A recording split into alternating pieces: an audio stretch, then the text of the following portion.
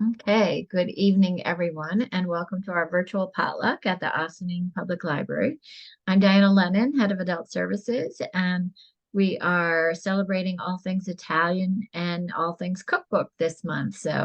October's a National Cookbook Month and Italian Heritage Month. So here we are, and I'm going to turn it over to Ashley Covelli of Big Flavors from a Tiny Kitchen. Hi, Ashley.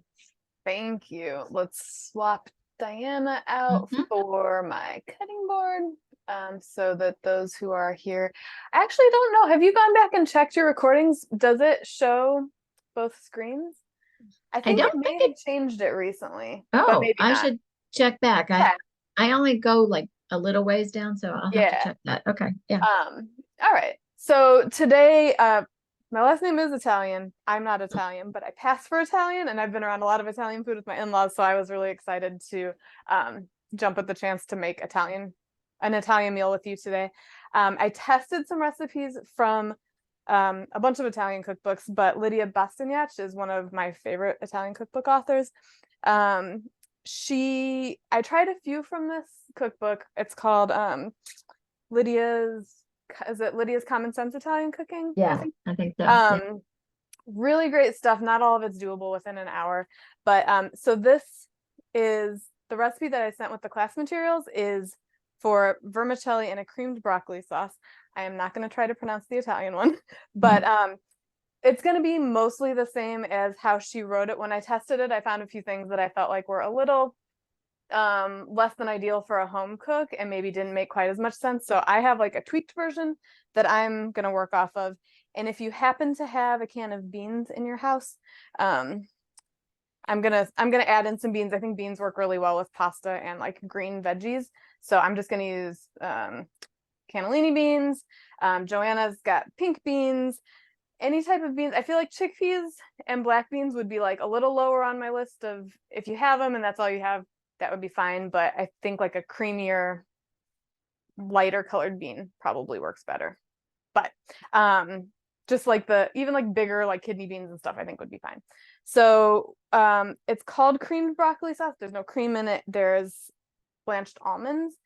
And I think that's all we need to know. There's a ton of cookbooks of hers in the Ossining Library collection and even more in the Westchester Library collection. So you can put them on hold and check them out.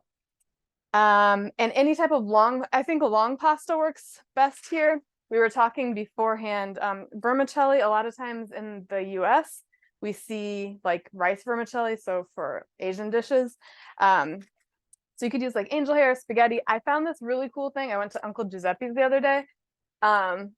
Fusilli Lunghi Bucatini 70. So there are these long corkscrews and there should be a hole through the middle, which is like very exciting to me. So I'm going to use these. I've never tried this pasta before. That's so So cool.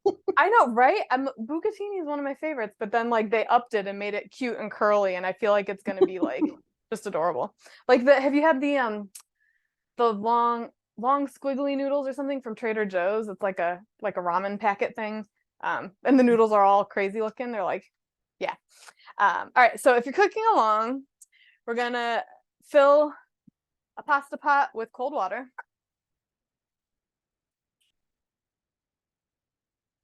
In the cookbook, she does mention that you can, experiment with this with your favorite vegetables. So for this, we're gonna cook the broccoli in this water first, and then we're gonna like fish it out with a spider or a slotted spoon or tongs if you want to chase them around. But then we'll cook the pasta right in the same water. I think I know it would be good with so many other veggies too. I'm thinking like squash would be really good, like very fall. Um, and you could even kind of cheat and just use like canned pumpkin, I feel like would work in this. I don't know. I feel like there's a lot of potential. You could do like, I love peas. You could probably do frozen peas, and that would be like really fast. You only have to cook them for a couple seconds, really. Um, but yeah, I think a lot of different veggies would work with this. Sweet potatoes, that'd be a lot of carbs, but um, roasted peppers. I don't know. I feel like it's a very versatile recipe, which I appreciate. So I'm gonna put this over high heat. turn my fan on. All right, and then in a large dry skillet, I don't want us to dirty 2 skillets. We're gonna cook the sauce in this later. We're gonna toast some almonds. Conveniently, Diamond has a 1/2 cup package of slivered almonds. They don't have the skins on them. If the ones you have the skins on them, I think it would be fine, but it might be a little, might not be quite as creamy in the final step. Although Lydia's recipe tells you to only coarsely, that I have to get my food processor. Has you like coarsely chop things in the food processor, which doesn't make a creamy sauce. So we're gonna do it more than that. So these are going into a pan, 1/2 cup of almonds. And again, I think this would work well with a lot of different types of nuts.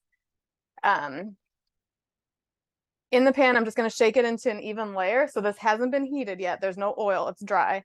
And then I'm going to put the skillet on medium heat, and they go from not toasted to very toasted pretty quickly. So we'll keep an eye on it. We'll shake it, stir it around every once in a while until you start to smell them and they start getting nice and golden brown.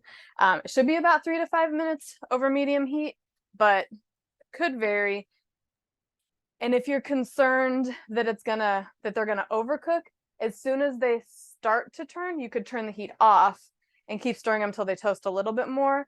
Because once they're at the level that we want them, we're gonna take them out into the food processor, which I'm gonna go run and grab because I forgot to get it from my dining room. Tiny kitchen problems. I don't have enough space for my appliances in my kitchen. So Ashley, I have a Yeah. question. I didn't get mine still have the skin on the almonds. Yeah. And they're whole. Should I slice them before Yeah, I put hot? maybe roughly chop them. That way you can still toast them. I Okay. think that'll be fine. Yeah. Yeah. She called, what term did she use in her recipe? I was like, I didn't want to change her recipe for the purpose of this was for a cookbook month, but now I have to look. It was like she used a term that I don't know that I've ever seen them quite like that. Let's see. Awesome. How is it already the end of October? Oh my gosh. Okay, so she called for blanched almonds. So I think usually blanched means there's no skin on them. I mean, when they're blanched, the skin has come off of them, but like these are just labeled slivered almonds. So I'm just gonna kind of either shake the pan or just stir it a little bit so that they move around. It's amazing the difference in the flavor when you roast the almonds. Yeah, and It's so much better. I know you can do it on a sheet pan in the oven. I feel like that dirties a whole other thing that you don't need. A toaster oven, I think you could easily do it. But yeah, dry skillet's so easy. And then you don't even have to really clean the skillet out when you go to make the other. That's what I meant. I said roasted, but I meant what you're doing. But you could roast them, Yeah. So that's in the skillet. We're mostly paying attention to it. If we smell anything like too nutty, gotta run over there. And I think occasionally I'll be like, I think it needs to turn the heat up a little bit, but then you really have to watch so you don't burn. In case anybody doesn't know what a spider is, because I think she mentioned a spider in her recipe. This is a spider. It's not as scary and Halloweeny as it sounds. But you can use this to like pull things out of the water without dumping the water out. So I'm going to use this to fish the broccoli out. You could use a slotted spoon. It might just get a little tricky, depending how big your slotted spoon is. And then I'll go ahead and measure out. Joanna, is your broccoli already, is it whole, like a whole head, or is it already in florets? Oh, sorry, I'm like making. No, that's okay. It's a whole head, but I can Okay. cut it out. So yeah, I was at the wholesale club and they had like a giant bag. So I roasted some of it last night. We need, how much does she call for? 8 ounces. So we could weigh it. With the whole head of broccoli, if you actually see, I'll demonstrate it on a mini one. Okay. Imagine this is a lot bigger than this. If you put it upside down like this, so the stem is sticking up, and you take your knife, instead of going sideways and kind of going down this way where it would like kind of splurts everywhere, you go in and you have like the core here, you just kind of go at an angle around the edges, and you'll get the whole core, and it really won't make much of a mess. The pieces will kind of fall off nicely.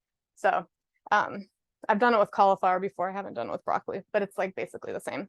Okay, so on a little bit of an angle, right? Yeah, if you're holding the stem and you just kind of go at an angle, so you're getting in where the branches are instead of cutting through the leaves florets, I guess, the flowers, for lack of a better word.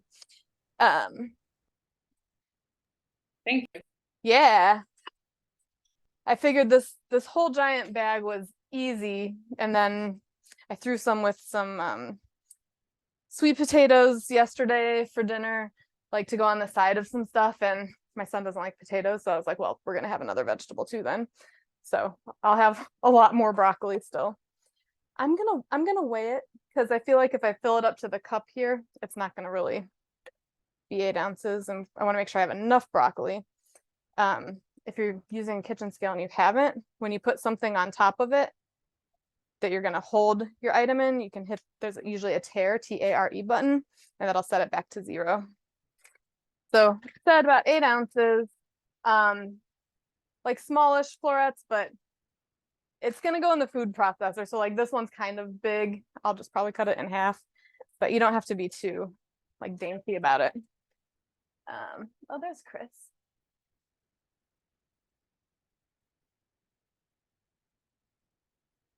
So the bigger ones, I'm just cutting down a little bit. They're gonna get pureed, so it's not a big deal. But yeah, if I would have Chris, welcome. Hi, Chris. If I would have only done this up to a cup, which is what we think of as 8 ounces, I would have even less than this amount, and this is already up to like 3 cups on my measuring cup. And it's at 4.5 ounces. So you never know. Those measurements can be a little tricky. How are you doing today, Chris? Beautiful. Oh, if you're on mute. talking to Yeah. us, you're muted. You're muted, yeah. If you're talking to someone else, we can't hear you, so don't worry. Sorry. No, sorry. that's okay. I'm smiling at what you're doing, because in my kitchen here I've got some broccoli going as well. Oh, very nice. Yes. Are you making this, or you just happen to be making something else with broccoli? Today I'm happy to simply be getting the nutritious vegetable cooked. Yes. And actually, one thing I do with the water, I used to take the water that it's steamed in and pour it out into the sink, but now I pour it into a cup and I call it broccoli juice and I drink it. Oh, interesting. I know some people let it cool down and then they just water their garden with it.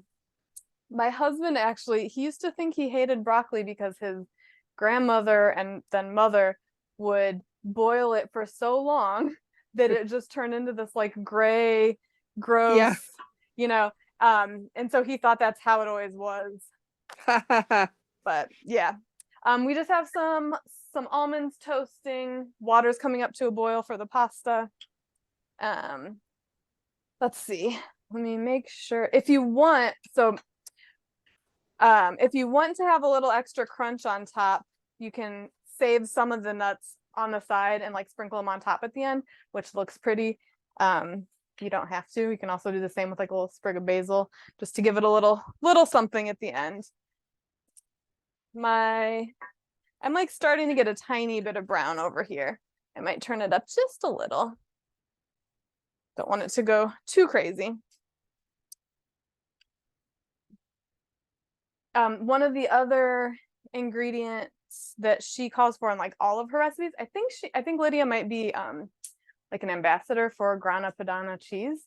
And it is delicious. I don't often have it, and we always have Parmesan in the fridge. So lately, me and my husband have been really enjoying the flavor of like grating both Parmesan and Pecorino together and it's kind of like, it's a little bit different. It's a little nuttier and it's kind of nice. So I'm going to do that in this recipe, but you could use all one type of cheese. Absolutely.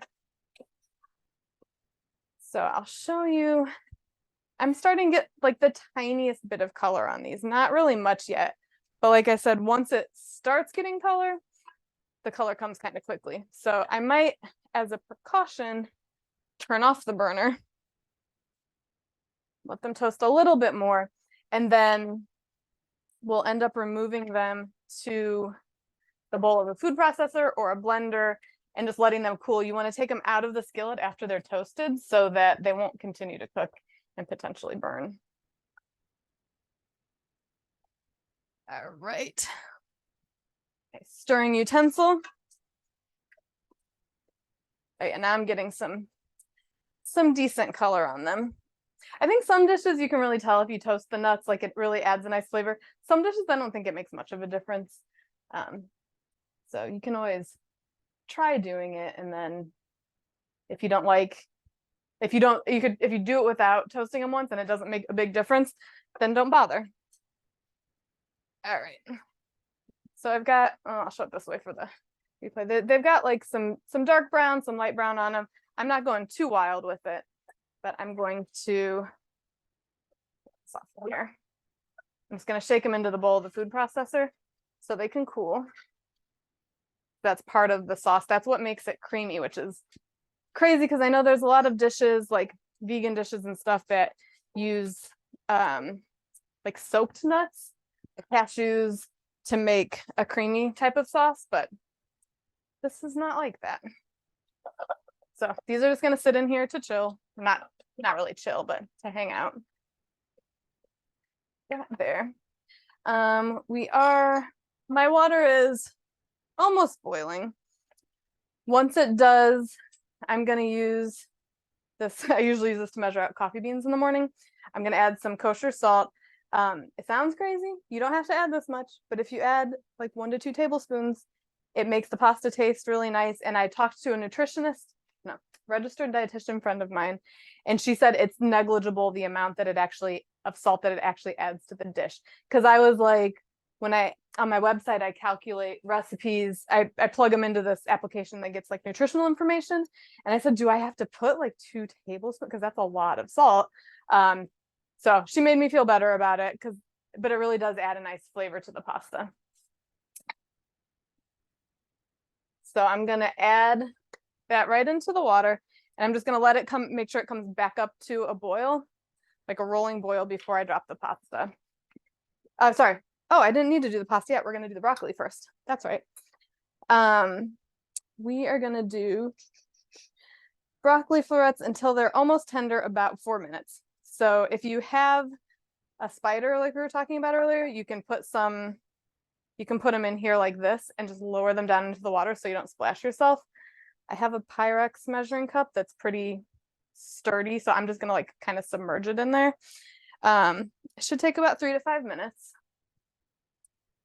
I almost forgot that we weren't cooking the pasta yet, but I do love using the same water for both things. And we're also going to save a little bit of the pasta water for to thicken this, to make the sauce saucy. Alexa, set a broccoli timer for 3 minutes. Okay, so then I have this.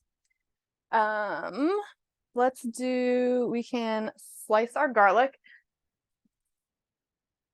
I just felt like Zoolander. I don't know if you guys have seen Zoolander, but he's like, I can't turn left. So whenever he needs to turn left, he curves this way to go. Just like the way I turned around to go right next to me was ridiculous. Oh, goodness. Laughing at yourself, I feel like, is a very, very healthy thing to do.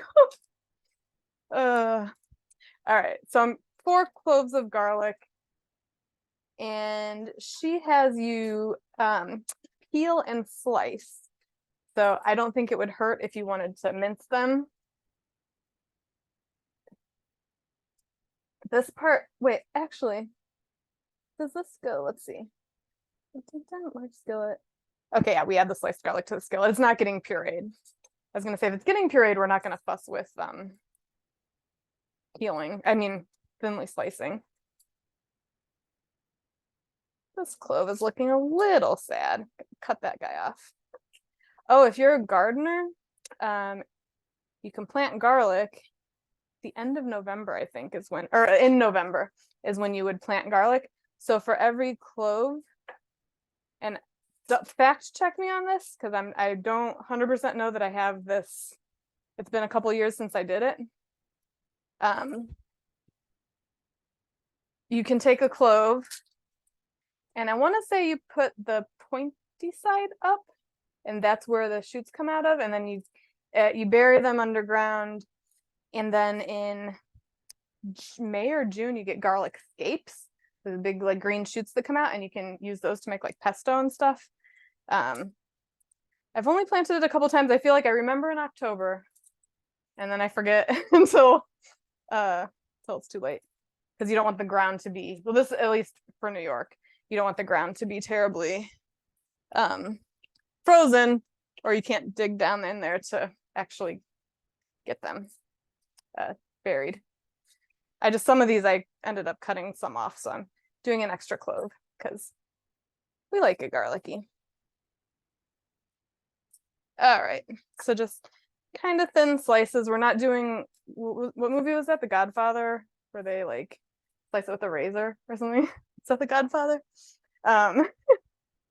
We're not going to be that crazy with it, but just thin, about consistently sized.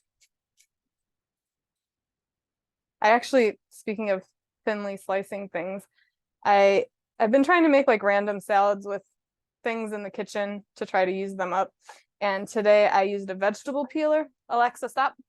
I used a vegetable peeler and I shaved some cucumber and then some green apple.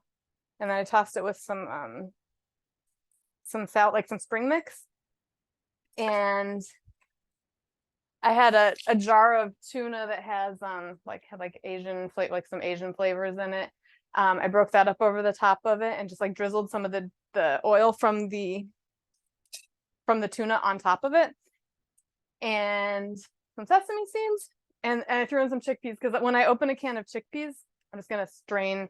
I'm gonna put the broccoli into this just so I don't lose the water. I don't want to strain it over the sink, but I'm just kind of letting the water shake out here. And then I'm gonna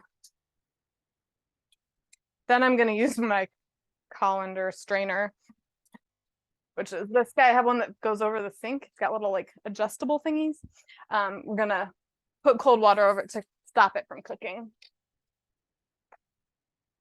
But yeah, so I take a can of chickpeas and I feel like whenever you try to put a lid on the can, it ends up going bad in the fridge before you use the whole thing. So I started transferring it to a jar. So this is like, I used some of it yesterday, some the day before, and then I still have some. And it's really great for like salads, or if you want to add a little extra protein to something. This is the tuna, by the way. This brand Tonino. This one was albacore tuna fillets with ginger, soy, and olive oil. So all this juice on top in there, you can just use it as a dressing. And then you don't have to do separate ingredients for that. I was pretty happy with it. All right, so we've got that stuff in there. We could go ahead and start our pasta. So whatever your pasta cook time is for al dente is what you're gonna cook it to. Mine says 12 minutes. Oh, Chris, I don't know if you were here yet. I found the coolest pasta shape at Uncle Giuseppe's, which I've only been like 2 or 3 times. That place is bonkers. It's like corkscrew shaped, and there's a hole in the middle because it's a bucatini. I was really excited to try this. Ah, Isn't that cute? very nice, very nice. Yeah. By the way, if I can throw in a couple words about the garlic, Yeah, please. I had to review the when to do a thing myself, and I did that recently. And so anytime now would be good to stick it in the ground. The idea is that it should get established before the ground gets frozen. Right. So, and the pointy side up, like you said. Okay, so I had that part. I was like, I think that's correct.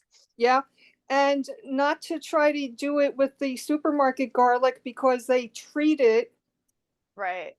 So it has to be garlic from a different source. That's right. So like farmer's market, if you have it. Yeah, yeah. Yeah. And then it's nice to be able to do. And I remember we didn't plant it the second year, but some came up anyway because there were Oh, the residual that's awesome. cloves that I don't know exactly why, but to some extent, you know, oh, and there's the Isn't oh, look at that. It's like a tweezers. Sorry. Alexa, set a pasta timer for 12 minutes.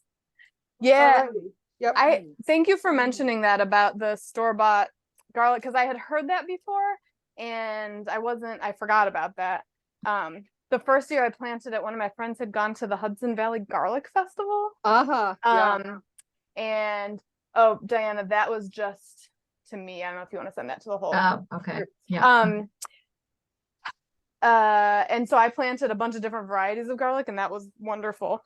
But yeah, so every clove that you plant, you'll get a whole head of garlic. So Yeah. garlic isn't that expensive, but like if you have the room for it, why not, you know? And another good reason to go to the farmer's market in Exactly. Ossining. Yeah, I know I heard something too about, there's like that hung on to the tongs. Something about like bleach, they like bleach the roots or something, because I guess maybe people think that it looks dirty, but it's like it literally came from the dirt, like the whatever. Okay, so we've got our almonds in here. They're pretty cool. They're like still a little bit warm, but we're gonna add in the see, sorry, this isn't my recipe, so I've only made it once. I just want to make sure I've got this correct. 35 minutes, pour the nuts in there. Okay, put the broccoli in the food processor with the almonds. So this has been blanched, so it's going to be, if you did it with raw broccoli, it wouldn't be it wouldn't taste right. You want it to taste like cooked broccoli, and it'll be a little more tender. I think it might be, I mean, I like raw broccoli, but I don't think this would work well using raw. Chris, earlier we were talking about, there's a lot of vegetables that I think would work with this recipe too. She says in her recipe that you can switch things up. We were talking about maybe like some squash would be nice in there. Roasted peppers, there would be a lot of good ideas in there. We're gonna add to that a half cup of loosely packed fresh basil leaves. Ooh, my water's about to boil over. Glad I caught that.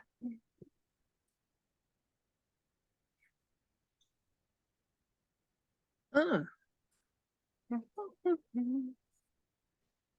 know, isn't there a thing? This is bamboo though. This isn't wood. I was gonna say, isn't there a thing where like you put the spoon over the top, it'll keep it from boiling over?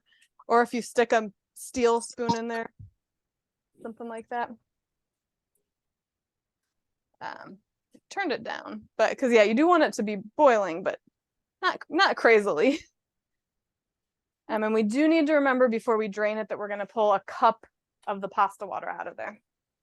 Okay, so we've got our toasted nuts, our blanched broccoli, about a cup of loosely packed basil leaves, and half a cup of loosely packed parsley leaves. I am not measuring this. And I was talking to somebody recently about pesto.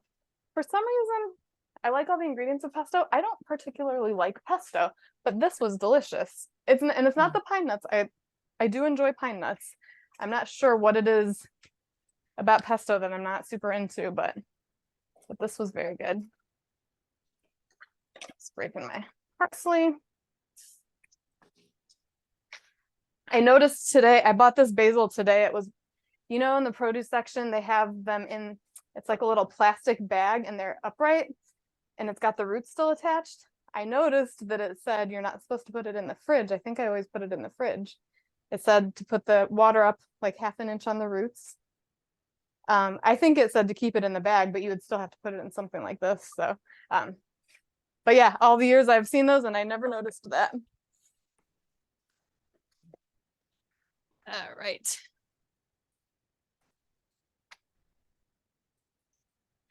Now I had to turn my pasta water back up because it went down too much. All right, so we've got the basil and the parsley in there. We will add half a teaspoon of kosher salt.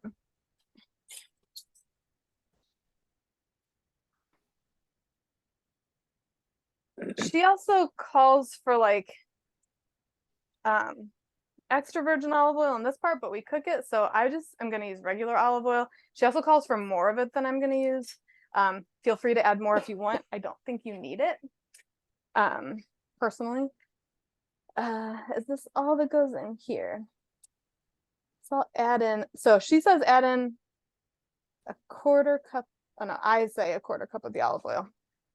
So regular olive oil, I guess I'll measure this. We liked it with a little extra virgin olive oil at the end on top. It kind of, that like was a nice finish and brought it out nicely. So that I'm still doing. I just thought more than that seemed like a lot. So I'm gonna puree this. She says to do it coarsely. So if you want to follow how Lydia or her ghostwriters intended the recipe, then do it coarsely. I think a finer puree is gonna be nicer in the sauce at the end.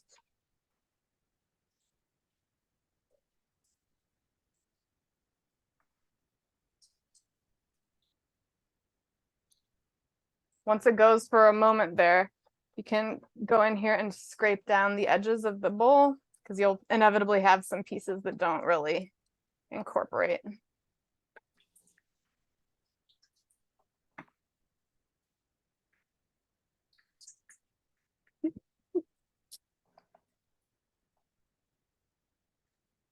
I'm getting hungry for that. Sorry, that's very loud. No, that's it. Now I can hear it.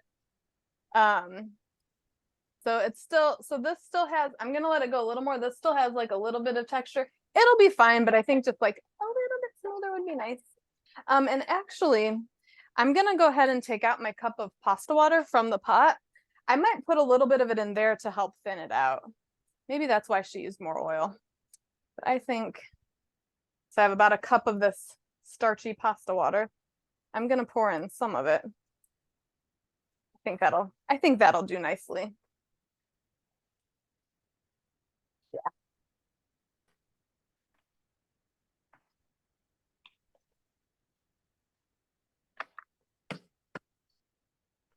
Yeah, I think that looks a lot nicer for like to go into a sauce.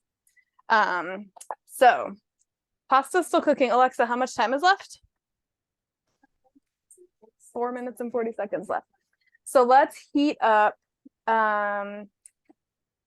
another 2 tablespoons of olive oil in this same skillet that we used for, yeah, I think she had you do like another half, another quarter cup or something. I think 2 tablespoons is plenty. We'll do this over medium high. And then once that gets warm, we'll add in our sliced garlic. If you like things spicy, I think a little pinch of red pepper flakes would be lovely in here too. While I'm waiting for that to heat up, since I have a can of beans, I'm gonna use cannellini beans.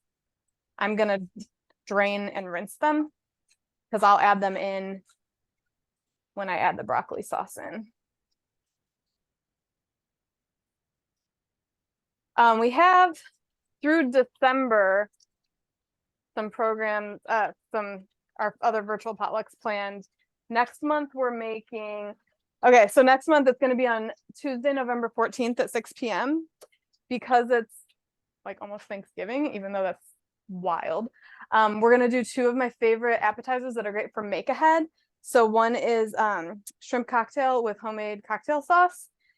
We do like a shrimp boil, so you actually flavor the shrimp. You can use pre-cooked shrimp if you just want to make the cocktail sauce, that's fine.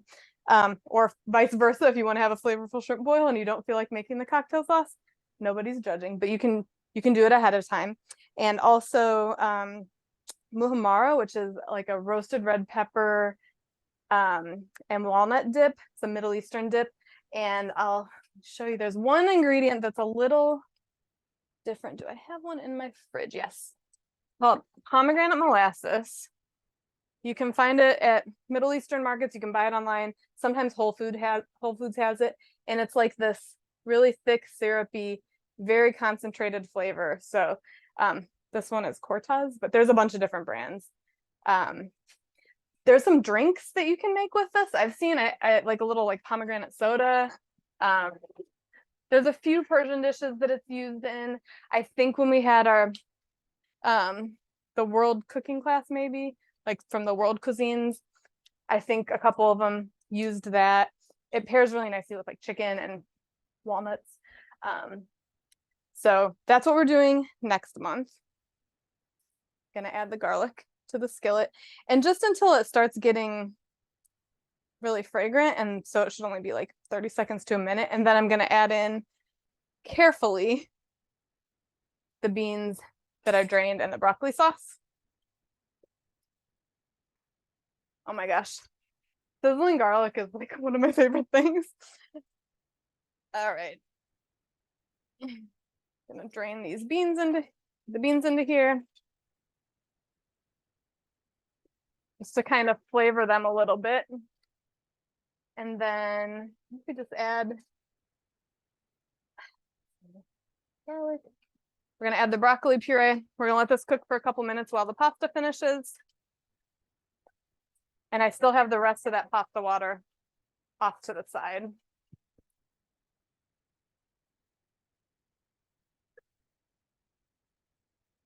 The actual, what do you call this? I'm curious. What would you call it? There's different.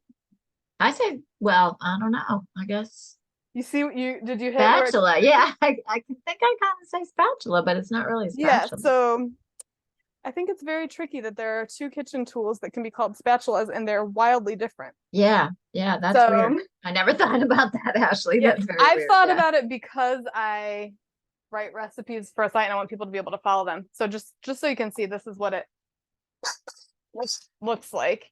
So we've got that thick sauce. We're gonna let it cook for a little bit before we add the pasta water, the rest of the pasta water into it. Just gonna let this kind of simmer. It's on medium high, but if it starts like sputtering at you, you can turn it down. So I know Rachel Ray used to call this a spoonula, which kind of makes sense. But so if you call this a spatula, but this is a spatula. So this is like a flexible turner. Alexa, stop. And this is a flexible silicones? Flexible spatula. I don't know. I can't I don't remember know. now. That's weird. Yeah. Yeah. Like You a see bowl the struggle. scraper. Yeah. Oh, that's a good one. Because I think if you search spatula like on Amazon, both come up. Both styles. Yeah, that's weird. I'm gonna test one of these noodles just to make sure that it's one of these giant noodles. Sometimes if I have like really big noodles like this, I'll take a like kitchen. Oh, it fell. I'll take like a pair of kitchen scissors and cut a smaller piece so that I'm not using this entire giant noodle. But I just want to make sure that it's actually cooked before I drain it. And it smells awesome. I hope Joanna's house is smelling good too. Oh yeah, that's good. So we can go ahead and drain that out.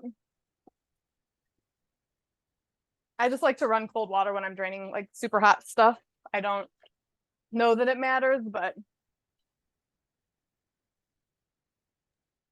Oh, Ashley, my sorry. Yeah, no. My broccoli sauce. Yeah. I don't know. I didn't really have. I was kind of eyeballing how much you put in. I don't know if I put in too much, so it seems a little thick. I mean, Yeah, it is thick right now. You have yeah. So mine is also, and I didn't rinse the pasta. I just had the water running. Just so you know. So it is thick. Okay. Like this right now. We're gonna thin it with the pasta water. Like you can see, it's like. Okay. It's like a. Scoop it up with a spoon. Okay. Yeah, sorry, I might have missed that because No, don't apologize, please. I would rather. So loud. All right. No. Always welcome to ask things. Okay, so let me catch up. Okay. Yeah. You've reserved, just make sure you reserve pasta water before you drain it. And if you want to get a little more than a cup, just in case, like in case you feel like it's too thick, that works too. Okay, great. Thanks. Yep. All right. So the pasta's in the sauce. Oh no, it's going to go in the sauce. We do need to grate some cheese, actually. I guess while she's doing that, I'm going to grate some cheese. I was mentioning that Lydia's recipes almost always call it grana padano. And I'm going to use a mix of Parmesan and Pecorino. I'm going to grate a little extra so that we have extra to sprinkle on top, because who doesn't love that? So a cup total of cheese, because it's going to get stirred right into the pasta. Ashley, Yeah. when I was growing up, my mom never called a spatula a spatula. She called it a pancake turner. Oh, so were you allowed to turn other things with it or only pancakes? I love that. And then the rubber ones were always called spatulas. See, yeah, well, so I think that technically the pancake spatula is a turner, because I've looked for specific kinds. Like there are some that are good for different jobs. Like a really thin, flexible one is great for like delicate cookies and stuff. Oh, this is cheddar. That is the wrong cheese. I do not recommend putting cheddar in here. I mean, maybe, but I don't think it would be great. Here we go. They're all labeled. Like broccoli cheddar soup. Yeah. Oh yeah. I haven't had that in a long time. All right, I got my pecorino. So yeah, there's like the thin ones. Then there's like the really heavy duty ones that are good for like flipping burgers on like a griddle. I got there's one, it's called a fish turner. It's a little longer and skinnier. I used that yesterday. I was making salmon. It just makes it easier to get under a fillet of fish. All right, so I've got my 2 cheeses in here. I'm just gonna like toss them together. All right. Let's see what it's telling me to do. We're gonna add the rest of the pasta water. You can save a little out if you want to make sure it's not too loose. And it wouldn't be the end of the world if it's too thick and you've added all your pasta water, just add a little bit of cold water. It's fine. Nobody's gonna lose it over that. This shape is really cute. That's over here so you can see it. There's just something satisfying about like coating pasta with sauce. So bring this here. Gonna use my tongs. I This love is actually, that shape. So cool. it's so cute. I'm like, It's so fun. Yeah. there's That's also awesome. Like a party in a pan. yeah, there's one that I had gotten recently also that it was kind of like if a lasagna noodle with the curly edges wasn't so thick, it was like a skinny, like a ribbon. Those were super cute. And whenever you get like crevices and creases like that, it really grabs the sauce better. So all right, I'm gonna put in about a cup of this cheese. A little extra for the cheese goblins at my table. This actually would be a good Halloween dish because it's green and, you know, spooky. Broccoli is terrifying to some people. I would recommend at this point tasting like a piece of the pasta to see if it's seasoned how you like it. Oh, that's very good. You could add a little more salt and pepper if you needed to. My husband usually likes things a little saltier than I do. I actually got a shirt from the Peekskill Farmers Market a few weeks ago from this stand. They do like cupcakes and they do donuts and stuff. It's called Sweet and Salty Queens. And I got a t-shirt that says I identify as salty. I thought it was pretty cute. Anyway, so we got this here. Gonna put it in a bowl. Just want to move this plug so my hot pan doesn't try to melt anything. I will say this is the third food processor I've had since I've lived here, and I love that you can stash the cord. It like winds back up into the base of it. All right, that out of the way. When you go to reheat it, you might need to, like if you reheat leftovers, if you have any, you might need to add a splash of water or a little olive oil to kind of liven it back up. Put the pasta right in there. Make sure you get some of the beans if you added them. This would be good too if you had like leftover like rotisserie chicken. I feel like there's a lot of ways you could go with this. If you wanted to sprinkle a little crushed red pepper on it, that would be lovely. Some more cheese, and then this is where I'm gonna do a drizzle of some good. This one I got it from Second Mouse in Cheese Shop in Peekskill. I'm sorry, Pleasantville. One of my favorite places, and it's a Calabrian extra virgin olive oil, and that's the part of Italy that my in-laws are from. So just a little bit at the top, and like I said, if you wanted to do a little extra cheese, extra red pepper flakes or something, but this stuff is really good, and my family, even my kid who. He's not picky. Usually he can be a little picky, but he loved it. So it looks beautiful. Yeah, I was very happy. Delicious. The other recipe I had tried from her cookbook was good, but it needed a lot of tweaking, and I was worried about the timing. It was like a chicken pasta, also very tasty, but all of her recipes are very solid. And I feel like I met her at the fancy food show at the Javits Center in New York City years ago, and I told her that I made her meatballs for my Italian father-in-law, like he grew up in Italy, and she said, "They're your meatballs now." She was just the sweetest human. She's like, she wants you to like make things your own and do for how it makes sense for your family. So thank you so much for joining. I'll do a close up over here for those who are oh, that looks so good and so fun with that pasta, and like really great way to have veggies. I think. How's it going over there, Joanna? Is it coming along? Yes. Okay. We're just warming up the sauce, and my son just showed up, so he's giving me a hand. Nice. But it looks delicious, and it smells very good.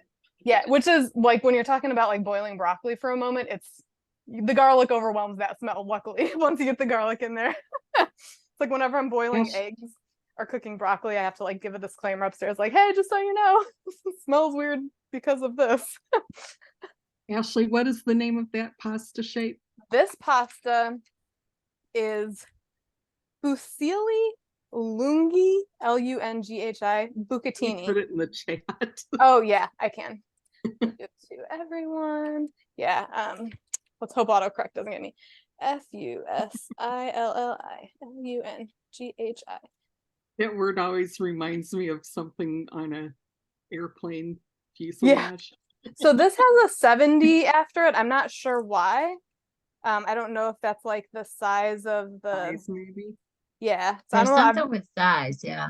Like this, yeah. So and I don't know if this is like a proprietary shape. This is a local market out here in Yorktown that I went to, but super fun. And there are holes through it. The holes go all the way through, like, you're not going to be able to tell. Like the hole goes all the way through the pasta, so you can really, yeah. Well, thank you for cooking along and for hanging out, and I hope to see you on November 14th for some make ahead appetizers, and also in December. Oh, I didn't say what we're making in December. So in December, we're gonna do, it's December 19th, which is also Tuesday, 6 p.m. We're gonna make tiramisu and a homemade grill seasoning blend for you to give as a gift. So the tiramisu will make it has to refrigerate, so you're not going to get to dive in right then.